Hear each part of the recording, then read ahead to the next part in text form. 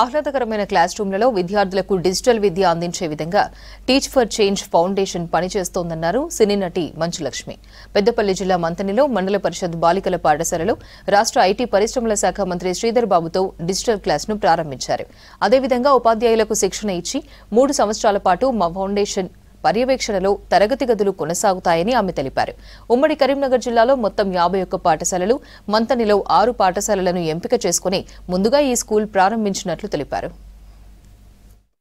మంతెన ఊర్లో మేము 6 స్కూళ్లు తీసుకున్నామండి. బట్ కరీంనగర్ జిల్లాలో 51 స్కూళ్లు తీసుకోవడం జరిగింది. ఇప్పుడు మనం ఏ బడికి వెళ్ళినా బడిలోకి వెళ్తే చదువుకోవాలని అనిపించాలి.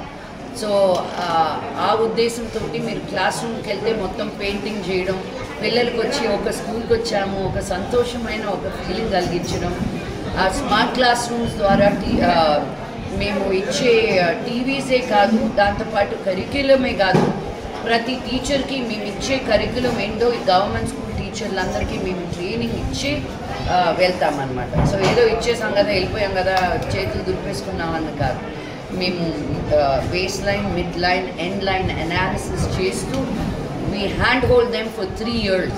ఈ 3 years తర్వాత మొత్తం మేము ఇక్కడ ఏం చేసామో అన్నీ వీళ్ళకే ఉండి ఇది మళ్ళీ డెవలప్ అవ్వాలి. మేము లేకుండా కూడా ఈ స్కూల్ మేము వెళ్ళిపోయిన తర్వాత కూడా వీళ్ళు కంటిన్యూ చేసేటట్టు వాళ్ళకి ఎక్విప్ చేసే వెళ్తామన్నమాట. అప్పుడే మేము చేసాం.